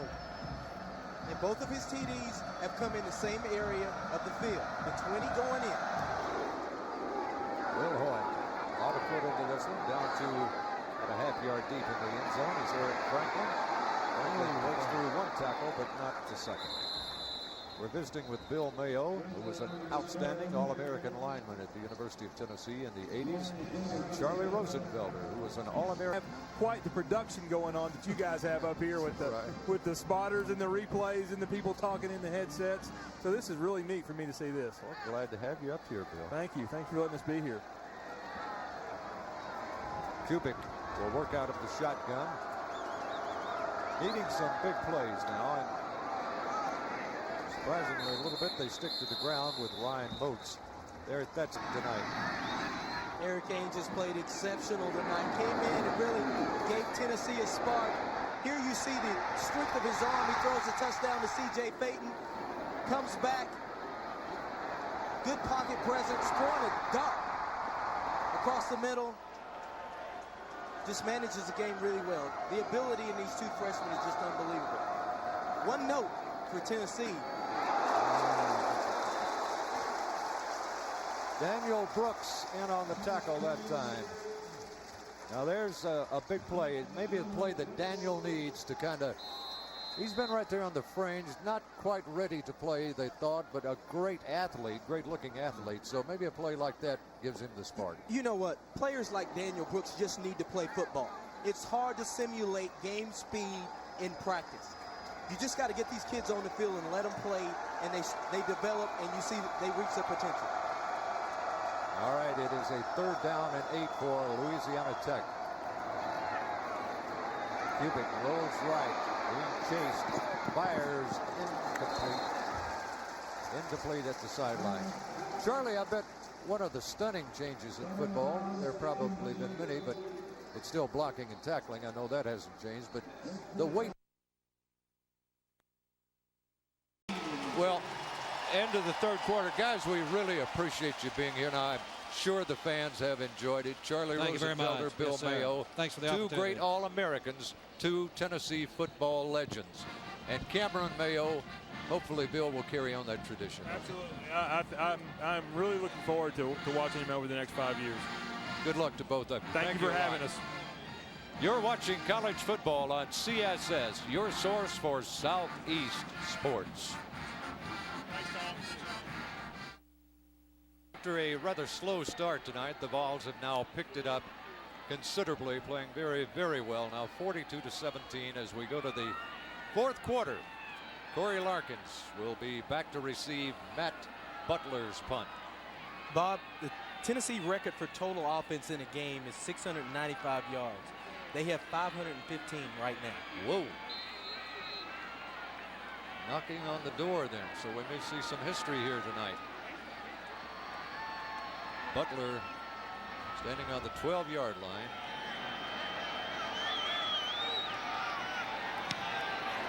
Barely got his kick away. Larkins waves everybody away from it, and it will die at the 40-yard line. And that's where Tennessee will. Driggs, both quarterbacks have looked good. Brent Schaefer is in there now. The offensive line has really been outstanding. Schaefer's numbers on the night, 205, 34. Touchdown to Smith. Referee step.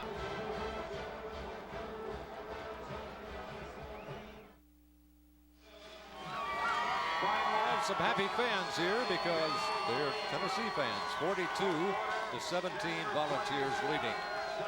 Albert Tuina has entered the game now, so that's the first time we will see big number 72 this year, and he's had a bone bruise just below the knee, and it's also been hampering his conditioning, so they finally got him in pretty good shape and just in time for games like coming up against Auburn and Georgia, Alabama, Notre Dame, South Carolina. There's the difference in total yards. Tennessee having maybe a record night before it's all over. Pass from Schaefer to Brad Cottom, and the big tight end from Memphis roars into LA Tech territory. Williams made the stop. You know, Williams. Both Brad Cottom and Justin Reed are good-looking kids. I think they need to play a little more, but they are good-looking kids, do a good job of catching the football and getting north and south. Reed, of course, had a great touchdown catch against Florida last week. Cottom's, I believe, his 2nd catch of the year. He's had some injury problems, kind of working himself into shape. Turning the corner this time is Corey Larkins, who's running the tailback right now. Got a little yardage before he is dropped.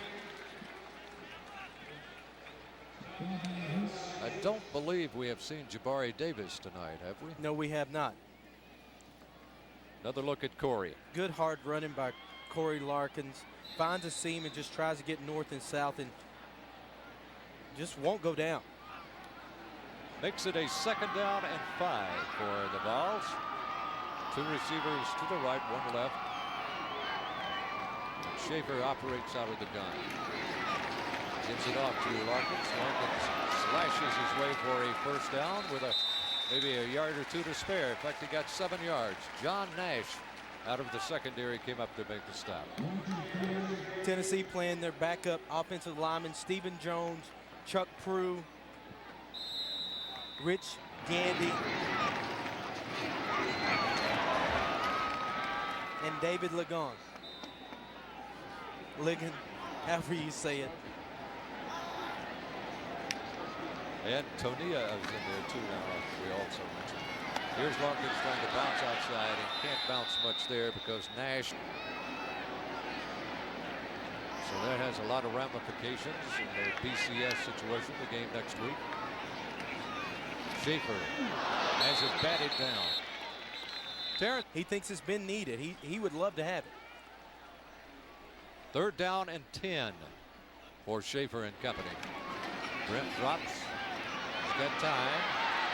And now he runs out of time and out of space. Love, nose tackle, made the stop. Time back in. James Wilhoit will attempt a 51-yard field goal. Oops.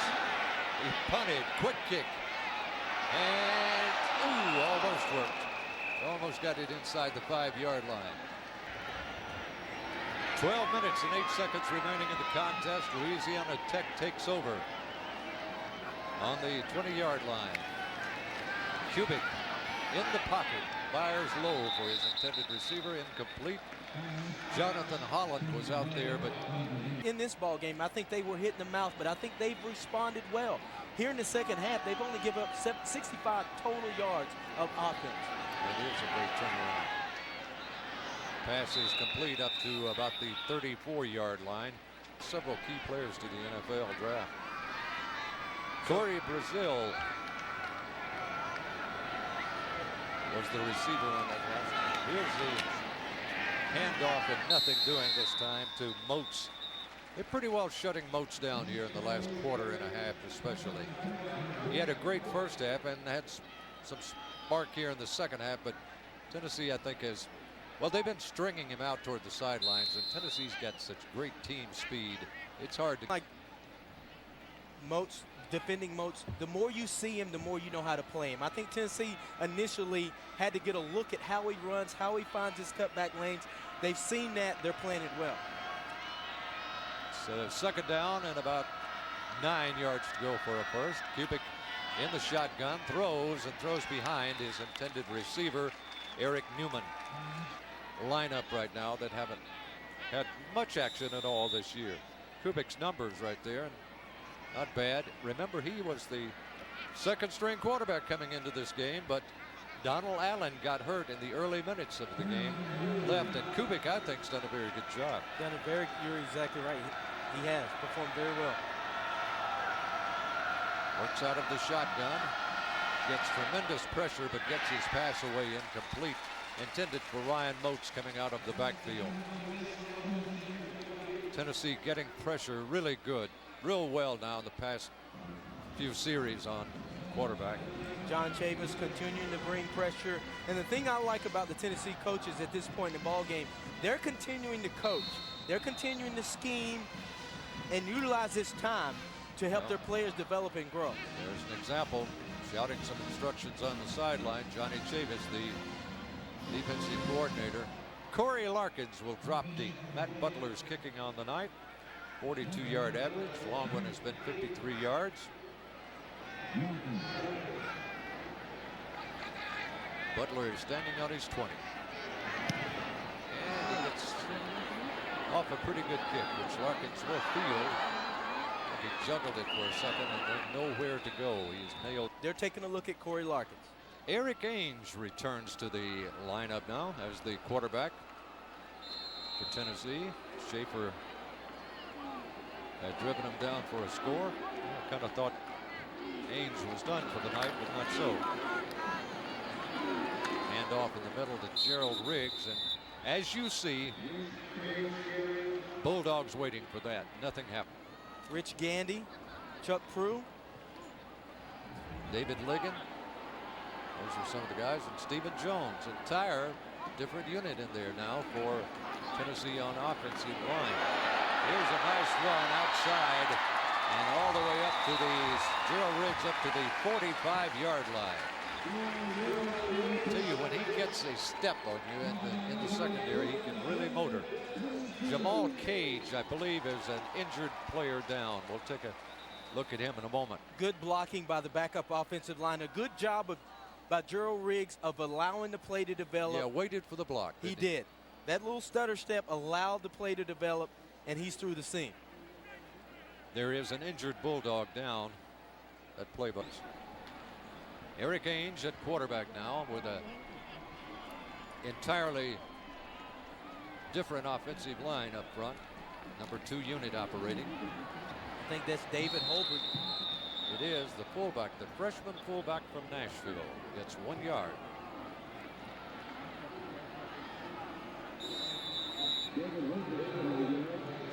Jabari Davis is now in at tailback. Schaefer-Ainge comparisons on the night. Ainge with some gaudy numbers up there tonight. But Schaefer's played very well also. Ainge pitches back to Davis. And runs out of real estate. Newman. Seneca Chambers has played quite a bit. So it is a 4th down and 8 yards shy of a first. Dustin Colquitt will kick it away. Corey Brazil will stand back at his 10-yard line.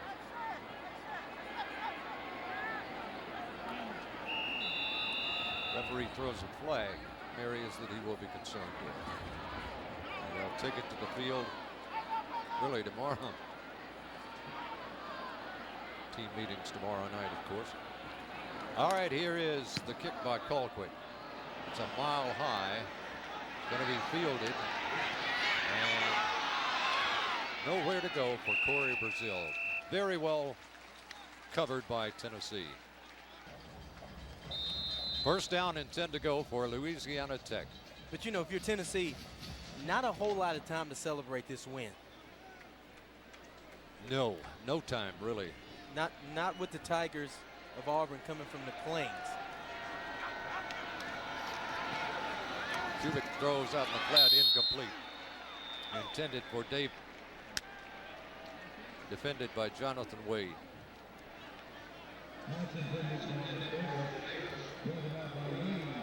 I tell you what, Louisiana Tech doesn't have much time to think about this loss tonight, because they've got to turn right around and play one of the hot teams in America, Fresno State.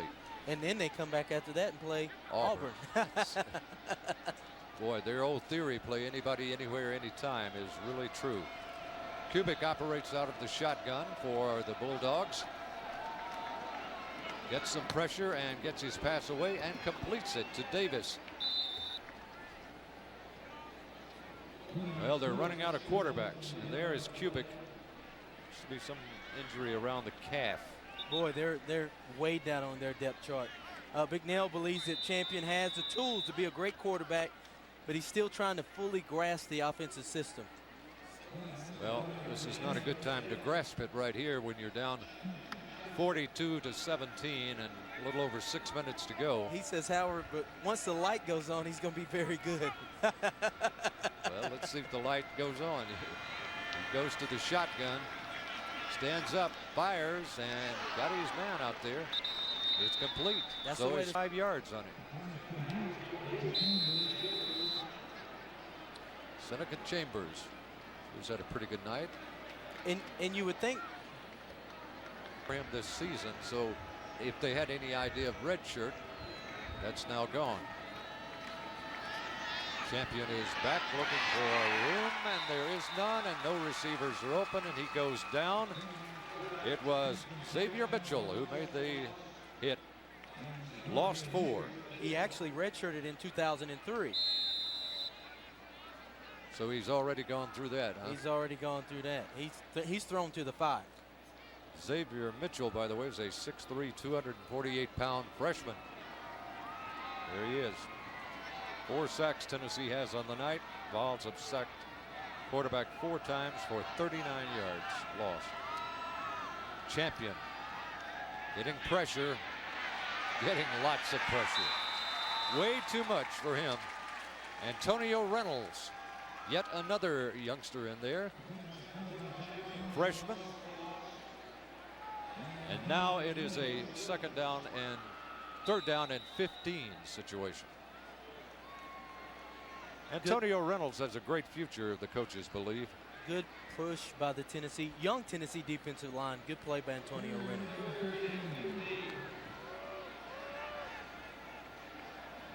Antonio Reynolds came in here with Hepney as classmates. Champion fires long and incomplete. Juggled it. Year of growth. C.J. Payton becomes the third Tennessee punt returner tonight. Butler's kick is away and Payton is chasing it over and cradles it in. Tries to turn up the sidelines but runs out of room and into too many white shirts. Tennessee will take over though. Vols leading 42-17. You're watching college football on C. Quarterback Rick Clausen has come in now to quarterback the Vols. He falls down after he hands off to David Yancey. David's first carry of the night is good for about 4 yards. David Yancey made a name for himself in spring practice. There's Rick Clausen, of course, the younger brother of Casey Jr. Rick Clausen, along with C.J. Leak, handled the decision by Philip Fulmer to start the freshman really, really well. As well as you be handled. It was a beautiful job by both of them. Here's Clausen giving off to David Yancey. Yancey can't find that corner because the Bulldogs are all over him. And Rick Clausen said, you know, I'm going to continue to practice and approach the games just like I was a starter because you never know what's going to happen in college football. Well, we've seen the two quarterbacks tonight for Louisiana Tech go down. Exactly. That's what you call pounding the rock. Cedric Houston of 160. Gerald Riggs 116. Wow. What a night. Clausen spins, pitches out. It is Yancey getting around the corner a little bit this time and getting some pretty good room. Nice running by David Yancey. Windbush made the stop. He moved the chains. He got 8 yards. Good pitch by Rick Clausen. That's a difficult thing to do, especially when you're a left-handed quarterback. Yancey showing why. He came on here as a walk-on, but now he is on scholarship. They like this youngster. They like the way he plays very hard. Clausen keeps it and turns upfield, and there's nothing there. I think that was a busted play. Yeah. He didn't look too happy carrying that ball, did he? No. Rick said, oops, I went the wrong way. Got 1 yard. Let's see. Yeah, they missed the handoff. I don't know if Rick went the wrong way or if David Yancey went the wrong way. Second down and 9.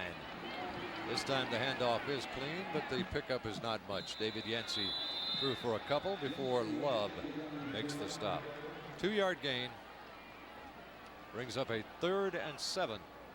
Clock is ticking away. The scoreboard is correct now. At times it has not been tonight.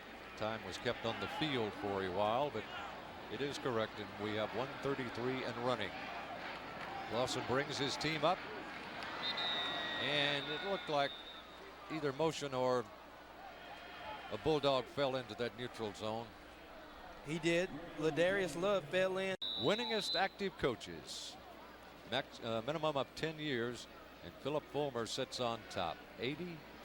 Bobby Bowden, Joe Paterno, some pretty big names, right? And Philip Fulmer sometimes takes some criticism about being conservative, but he said, you know, I'll put my numbers against anybody's in the business, and there you see the proof. David Yancey with some good running down to the 35-yard line.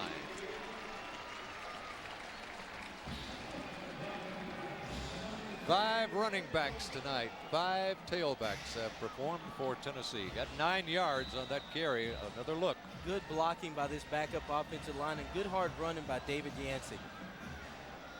Boy, what a luxury when you have a stable of running backs like this and a stable of receivers like Tennessee has. Clausen gives it off to Yancey. Down for Pretty good gain. It is Ladarius Love, who's made a lot of tackles in the second half, but it's a 7-yard pickup for Yancey. You know, for Tennessee, it's good to play, to get into your depth like that and play the number of players they play for a number of reasons. One is for the experience. Another one is that these kids, when they come to practice on Monday, they're excited. They're listening to the coaches because they were able to actually play in the game and see it at real speed. Well, Tennessee just lets the clock run out. McNell and Fulmer meet at midfield and shake hands. Tennessee gets a very impressive win, 42-17. Came away after falling behind to start this ball game, shockingly. Came in as a 24-point favorite, but then Houston and Riggs really turned it on. Ainge had some good plays at quarterback. Schaefer came up with a touchdown pass. Still a few question marks about the defense, but a solid win for Tennessee. We'll be back. You're watching college football on CSS, your source for Southeast sports.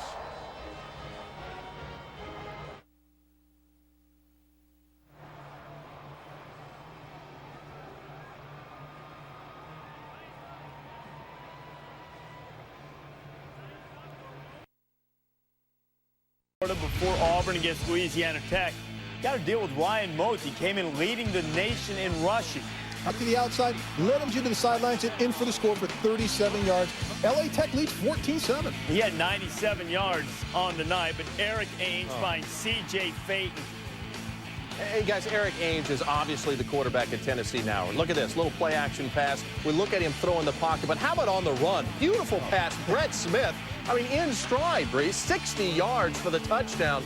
Eric Ainge, starting quarterback for Tennessee. He's a freshman. Schaefer started this game, but your point is well taken, Trev. Ainge again finding Smith. I know, I was just clarifying. You're absolutely right. 10 of 15, 198 yards. Ainge, remarkable. He's a true freshman. He didn't even graduate from high school early to come in for spring practice or anything. He looks as if he's been in the volunteer system for a couple of years. Auburn is next up for Tennessee. They sort of methodically dispatched the Citadel. Reese, what's going to happen in the SEC? And, of course, I've been on Georgia all year, and I think Georgia's going to play for the national championship. But it's going to be interesting to me to see, when I look at teams playing Georgia now, to see what they're going to play Georgia. And when you watch teams now, they just sit back in zone because Georgia can't run the football. They sit back in zone and make David Green pick them apart down the field, and it confuses and I think frustrates Georgia's offense. What will Nick Saban do? You know he loves to get pressure. You know he loves to blitz. Will he play? About Auburn, it's about Tennessee and the young quarterbacks. When you look at Auburn and Jason Campbell, the progressions he's made in their version of the West Coast offense has been very impressive. Very solid numbers today, 11 of 14, 194. Their defense against those young quarterbacks for Tennessee. Well, Trev mentioned earlier that Eric Ainge doesn't play like a freshman. If you were handling the Auburn defense, what would you do to try to get Ainge out of his rhythm? Confuse him, blitz him, put pressure on him from different angles so he has to go back in the pocket and think, where's the blitz coming from next, instead of his responsibilities and his duties to get the football to his receivers down the field to play. I want to put pressure on young quarterbacks, knock them in the dirt, let them think they're going to be hit at every angle possible. I tell you what, though, what I was so impressed with Eric Ainge is once you did get him out of the pocket, the way he threw the ball on the run. Yeah, I mean, come on, guys. I mean, he threw it well on the run. Another team we're not talking about right now, how about Arkansas?